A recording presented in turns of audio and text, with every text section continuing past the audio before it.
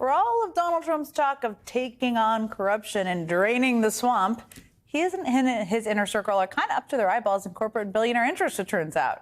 I mean, the literal richest man in the world, Elon Musk, a guy worth over $300 billion, spent over $100 million to help get Donald Trump elected.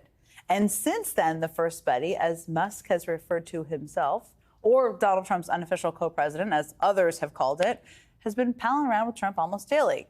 In just a few weeks since the election, Musk has been regularly seen with Trump at Mar-a-Lago. He's been with Trump on multiple calls alongside Trump, including alongside him with many calls of big people like Ukrainian President Zelensky. He accompanied Trump to meet with congressional Republicans. Trump named him and fellow billionaire Vivek Ramaswamy to lead a new commission on cutting government spending and regulation. And now Musk is even pressuring Trump about what appointments to make, sometimes publicly. Now, if you care in the slightest about government corruption, and I encourage you to at this moment, all of that should worry you. The richest man in the world is poised to become one of the most powerful and influential bureaucrats in Donald Trump's new administration. And that is alarming because his $310 billion of wealth was built in large part due to his company's contracts and subsidies from the federal government.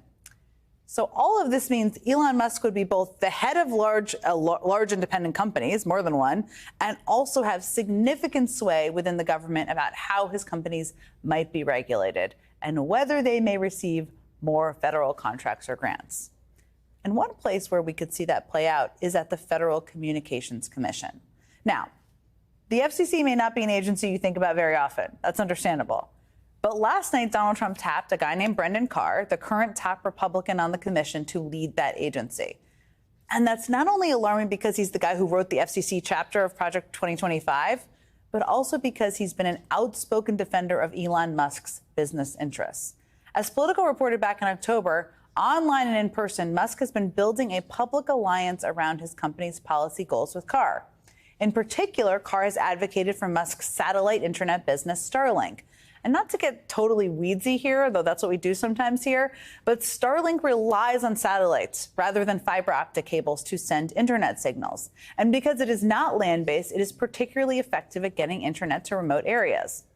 The problem is that Starlink also has its fair share of problems. It's not as fast and is much more expensive than typical cable broadband, which resulted in the FCC denying the company's subsidy request for almost $1 billion just last year. But both Musk and Carr have brushed off the technical concerns and accused the government of playing favorites. Carr even told Politico that instead of the nearly $1 billion that Starlink requested, close to a third of a $42 billion broadband program should go to satellite internet. And wouldn't you know it, as of now, the only game in town in satellite internet is through Elon Musk's Starlink. Now, despite that, Carr has downplayed the idea that he's showing any special favor. He claims he'll be even-handed as a regulator. And that's all a little hard to believe when he appears so willing to commit up to $14 billion to a sector of an industry that's dominated by a single company. So, like I said, Elon Musk spent more than $100 million to help get Donald Trump elected. That's a lot of money. But right now, seeming like that was money well spent. We'll see. Coming up, Donald Trump confirms he intends to use the military to carry out mass deportations once he takes office. My friend Jacob Soboroff has done incredible reporting on Trump's immigration policy. He has an incredible documentary that's coming out, and he joins me next. So early this morning, we all got some news that is both shocking and then at the same time, not at all surprising. Now, in a 4 a.m. post on social media, as one does, I suppose, Donald Trump confirmed that he plans to declare a national emergency and use military assets to implement a mass deportation program. Now, a national emergency would allow the administration to redirect funds from other departments. And we've seen this tactic from Donald Trump before. In 2019, he used an emergency declaration to unlock funds from the Defense Department to pay for construction on his border wall. This time around, the incoming administration is once again reportedly targeting Pentagon resources.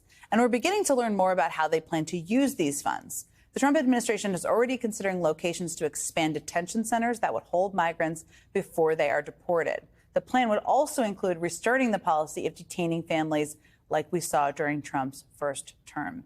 Joining me now is NBC News correspondent Jacob Soboroff. He is an executive producer of the new MSNBC film Separated. I just told him I've watched it now twice, based on his best-selling book about Trump's state-sponsored family separation policy. You said at the beginning, people are watching rom-coms. It's not a rom-com. It is not a rom-com, but it is a thought-provoking. I also said people need to get active. They need to educate themselves, and they need to have their voices heard. And this is a perfect thing. I mean, one of the things that struck me about this amazing documentary is that there were a lot of people in the government who either didn't know how to stop what was happening or didn't know how bad it would be.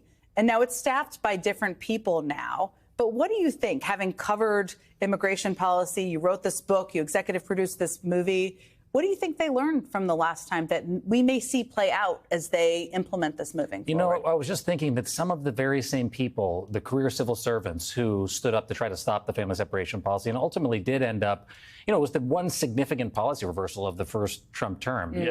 Former President-elect Trump said, I didn't like the sight and the feeling of the families being separated. And that's in spite of not only his own Homeland Security Secretary, Kirstjen Nielsen, signing the policy into place, people throughout the entire duration, and even before he went into office wanting to do the. Let's back up. This is what a Republican-appointed judge called one of the most shameful chapters in the history of our country. American Academy of Pediatrics said it was government-sanctioned child abuse. Physicians for Human Rights won a Nobel Prize and said it met the UN's definition of torture. And the only reason that it was stopped is because of the public outrage. It wasn't bipartisan, actually. It was a universal outrage. The Pope spoke out. People spoke out. It's because of some of those very government officials that sort of went to the mat against the political appointees. But the question is, this time around, and they want to supersize this with mass deportation, which is family separation by another name. They want to supersize this. What can they do to stop it in the face of a Trump administration who may very well be looking for some of these folks, knowing how they stood up to it the first time around? Which is the other interesting part of this, to your point. I mean, there's a lot we don't know about the plan. We know the basics, right? As you said, we learned today that the ACLU sued ICE for more information on how their air travel infrastructure could be expanded to carry out mass deportation and detention programs. So some of these organizations have also learned maybe about how to fight this. What have you seen in that regard? Yeah, I think that's true. Last night, we had a screening of the film out in L.A., and I was with Immigrant Defenders Law Center. And at the time of family separation, they had 30 people on staff there. Lindsay Kozlowski, who runs that organization, I remember very famously told a story of representing a little, I got the chills telling the story, representing a little kid whose feet wouldn't touch the ground when they were separated because they were, you know, in the chair and they were so little and they were there without a parent and weren't able to sort of even literally speak for themselves. They now have gone from 30 people, this is a sort of small operation, to 200 in preparation for what is to come now and sort of knowing what has been. But I think part of the situation here is we all have to tell the stories of what this meant the first time around. And it's why I'm so grateful, actually, to have worked with Errol Morris, the legend, the Oscar-winning filmmaker, because he tells this story in the film. And I'm excited to go with you and screen this tomorrow here in Washington. Yeah, Landmark Theater. Get your tickets. Everybody's got to come in a way that only he can. He has done these forensic examinations of Robert McNamara, of Donald Rumsfeld, even of Steve Bannon.